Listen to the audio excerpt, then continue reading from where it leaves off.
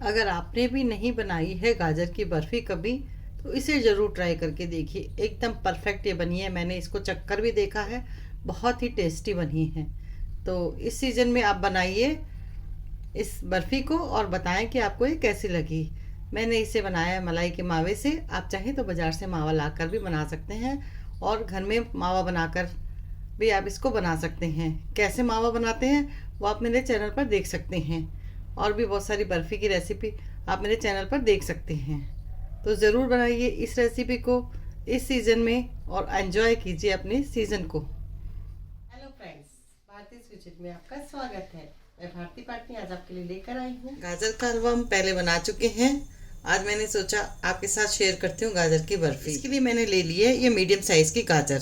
ज़्यादा मोटी गाजर इसके लिए नहीं लेनी है, क्योंकि इसमें पीछे की जो लकड़ी है वो मोटी मोटी निकलती है और वो स्वादिष्ट भी नहीं होती।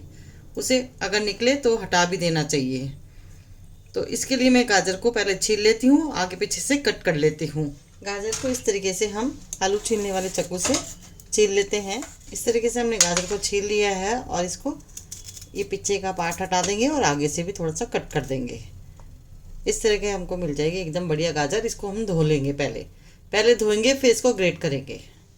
इनको मैंने अच्छे से छील कर धो लिया है, दोनों तरफ से काट भी लिया है। अब इसको मैं ग्रेट करूँगी इस बारीक वाले ग्रेटर से। दो है मेरे पास, मोटा वाला और बारीक वाला। मैं बारीक वाले से इसको ग्रेट करूँगी, जिससे मेरी बर्फ़ी जो है स्मूथ बने। इससे जल्दी से बन भी जाएगी, यानी जल्दी पकेगी। इसका हमें ये पीला वाला पार्ट हटा देना है, इसको नहीं रखना है। इससे बर्फ़ी स्वादिष्ट भी नहीं लगेगी, उसका कलर भी चेंज हो जाता है।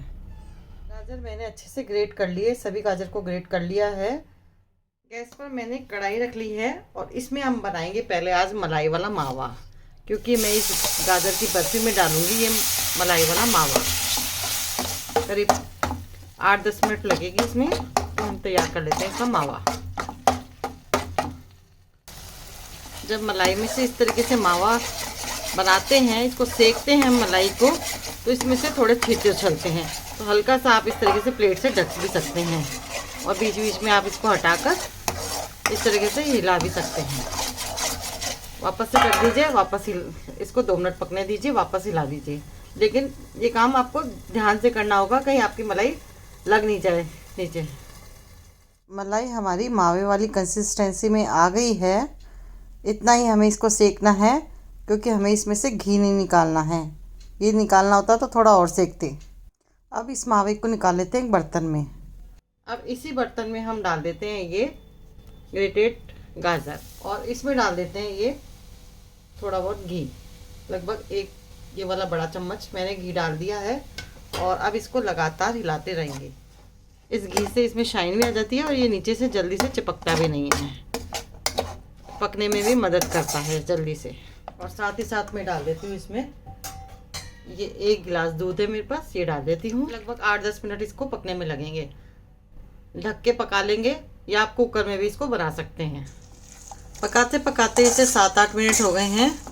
मैंने इसको ढक के पकाया था और बीच बीच में इसको हिलाती भी रही थी। अब इसका दूध कम रह गया है, एकदम थोड़ा गाढ़ा हो गया है, तो हम इसे लगातार हिलाते जाएंगे। अब इसे 1 मिनट भी छोड़ना नहीं है, नहीं तो नीचे लग सकता है। बहुत हल्का सा इसमें दूध का रेशा रह गया है। इस समय पे हम इसमें डाल देते हैं ये चीनी डालकर भी ये वापस लिक्विड ही हो गई है। तो चीनी ने पानी छोड़ दिया है, इसे वापस से पका लेंगे। और इसमें डाल देती हूँ मैं ये 1 प्याला में डाल रही हूँ मिल्क पाउडर का। इसमें जमने में मदद करेगा, कंसिस्टेंसी इसकी गाढ़ी करेगा। और 1 ही प्याला में डाल देती हूँ इसमें डेसिकेटेड कोकोनट। ये भी इसको जमने में मदद करेगा और स्वाद भी बढ़ाएगा। दोनों ही चीज़ें स्वाद को बढ़ाती हैं। इस तरीके से हम इसको लगातार चलाते जाएंगे और गाढ़ी कंसिस्टेंसी होने तक पका लेंगे। देखिए गाढ़ा हो रहा है, ये एकदम अच्छे से गाढ़ा हो गया है, एकदम जमने वाली कंसिस्टेंसी पे आ गया है। इस समय पे आप मीठा इसका टेस्ट कर सकते हैं, अगर कम लगे तो और बढ़ा सकते हैं, ज़्यादा तो इसमें है नहीं। और इस समय पे मैं डाल देती हूँ ये मलाई का सेका हुआ मावा, ये इसमें डाल देती हूँ। थोड़ा सा टुकड़े करके डाल देती हूँ क्योंकि थोड़ा सा जम गया है ये, तो ये भी इसमें डाल देती हूँ। लगभग 150 ग्राम ये मावा है हमारा। इसका 1-2 मिनट इसे भी पका लेंगे। गैस को इस समय पे फुल ही रखेंगे। बर्फ़ी एकदम जमने वाली कंसिस्टेंसी में आ गई है।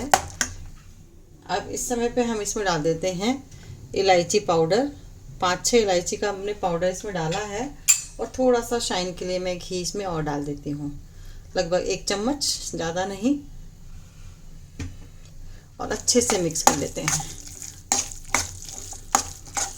और हल्का ठंडे होने पर हम इसे ट्रे में सेट कर देंगे। एक ट्रे में मैं लगा देती हूँ देसी घी, जिससे कि जो हमारी बर्फ़ी है आसानी से उतर कर आ जाए। चारों तरफ लगा देते हैं और इसमें पोर कर देते हैं ये बनाई हुई बर्फ़ी का मिश्रण। गाजर का हलवा तो हमने बहुत बार खाया है, लेकिन बर्फ़ी नहीं खाई है। आज हमने बनाई है गाजर से बर्फ़ी। इसे मैंने बनाया है मलाई के मावे से, और भी मलाई की मावे से रेसिपी लेकर आती रहूँगी मैं आपके लिए। पहले भी मैंने आपको मलाई के मावे से रेसिपीज बनाकर बता रखी है। गोंद पाक बनाया था मैंने अभी कुछ दिन पहले, और पंचदारी कत बनाया था, और आज मैंने ये बनाया है मावे की मलाई से मावे वाली बर्फ़ी। इसे अच्छे से इस तरीके से स्मूथ बना देंगे, और इस तरीके से टैप टैप टैप कर देंगे। लगभग 1-1.5 घंटे में ये जमकर तैयार हो जाएगी। रूम टेम्परेचर पर ये तैयार हो जाएगी। अगर नहीं हो, आपको ज़्यादा जल्दी हो, आप इसको फ्रिज में रखकर भी सेट कर सकते हैं। हल्का सा कट हम अभी लगा देते हैं इसमें। मैं इसमें सिर्फ काजू का गार्निशिंग करूँगी। आप चाहें तो बादाम और पिस्ता भी डाल सकते हैं, और अपने पसंद से कुछ भी ड्राई फ्रूट्स डाल सकते हैं।